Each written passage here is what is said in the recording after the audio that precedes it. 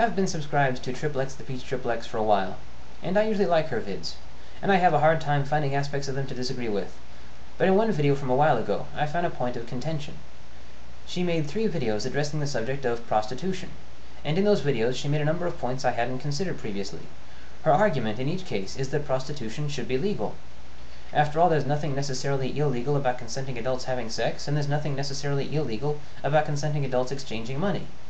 So why does it suddenly become illegal when the 2 activities are combined?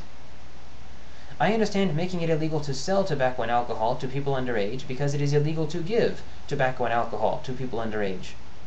I can understand making it a crime to have sex for money with someone only 15 years old because it is a crime to have sex in general with someone only 15 years old.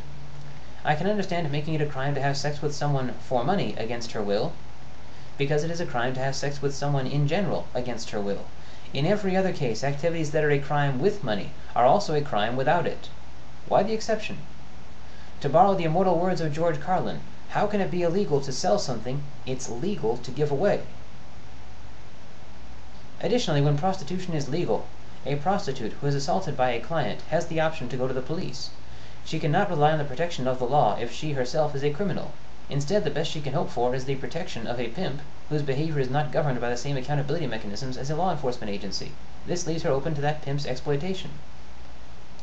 Clearly, the Peach anticipated, perhaps from experience, finding herself dealing with people determined to equate all prostitution with human trafficking, and so was compelled in each of the videos in question to emphasize that she was referring to legal, consenting adults. She was, and so am I. Her main point in these videos I am hard-pressed to dispute, but in one, she made an adjacent point that I have a problem with. She said that prostitution is always a choice, that there are always alternatives. Clearly she is convinced that this particular premise is well-founded. I, on the other hand, am convinced otherwise. Here's why. Consider 2 long-term trends in this country. First, every year, on average, it becomes just a little more difficult for the less educated to find work. Every year, education becomes just a little more important to the workforce. Some years are exceptions, but this is the overall trend. Second, every year, on average, education becomes just a little more expensive and therefore less available to the workforce. Increasingly more so, the only way to have work is by having education, the only way to have education is by having money, and the only way to have money is by having work.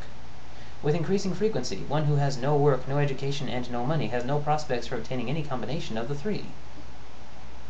With the increasing proliferation of this particular catch-22, with this particular trap snaring more and more people, with more and more people having fewer and fewer options, I am hard-pressed to see how one can say that there are always alternatives. In order for this premise to be well-founded, one would have to account for every situation which could arise. Indeed, if such is the case, then why is the exploitation of a pimp a problem? If I'm right about this, though, it only strengthens her main point that prostitution should be legal.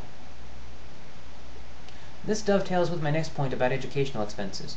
Consider student A and student B. Each wants to be an attorney, and each begins college the same year, and after graduating from college goes on to law school, and after 3 years, each graduates and passes the bar and is officially an attorney. But student A was able to pay for the whole thing with grants and scholarships, while student B had to use loans instead. Student B graduates with more than $100,000 in debt hanging over his head.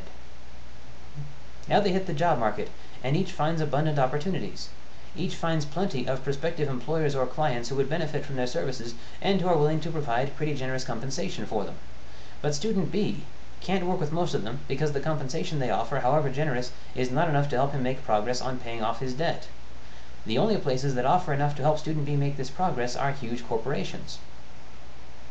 These huge corporations realize that the less available they can make these grants and scholarships, the more they can replace them with loans, and the higher educational costs become, the fewer attorneys there will be like student A, potential legal adversaries, and the more there will be like student B, allies in their pockets. The more beginning attorneys they will have competing for jobs with them, which means the less they will have to pay to the ones they hire. So they mount a campaign to steadily erode educational spending by arguing that it's not fair to ask people who are already financially strapped to allow their hard-earned tax dollars to be used to pay for the education of other people's kids. In this case, quality legal services become ever more available to the extremely wealthy, and ever less available to the average Joe. A number of these huge corporations are credit card companies who take advantage of the low price of quality legal advice to add caveats to their credit application of ways for them to tack on fees. Suddenly credit applications, which were maybe a page and a half long, are 4 pages long, then 8, then 15, then 20, and packed with who knows how many excuses to tack on fees and countless legal traps for people who try to pay off their account and close it. Legal traps written in such dense jargon that more than 99% of the people in this country have no hope whatsoever of understanding them, and therefore no hope of seeing the traps, or even of understanding them once they have fallen in. Now what if it's accountants instead of attorneys? Accountants who graduate with huge debt hanging over their heads are in the same situation. That's bad, because that too means accountants going in droves to the big corporations for work after they graduate to help these corporations find ways to milk and game the system and con the little guy.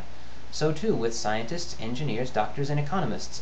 So too with every variety of professional, which puts the big corporations ever more in a position to decide who moves up in the world. Debt is bondage. Bondage to creditors and moneyed interests. The more skilled, talented professionals we have in debt, in bondage, to the wealthy, the more of those skills and talents are reserved for their use, not our own. The higher educational costs climb, and the more grants and scholarships are replaced with loans, the more power and profit this takes away from the general public and allocates instead to the exploitation of the financial elite. Debt is bad. Debt is bondage, to the direct detriment of those who have it, and to the indirect detriment of all those of us who aren't wealthy enough to help them pay it off, and the more difficult it becomes for skilled professionals to start out debt-free, the fewer of them are going to do it, which means the more skills beholden to the whims of the very wealthy, who are of course going to use them to get even wealthier, to the indirect detriment of the rest of us. That's why educational spending is important. That's why the slippery slope of gradually but inexorably rising educational costs must be reversed.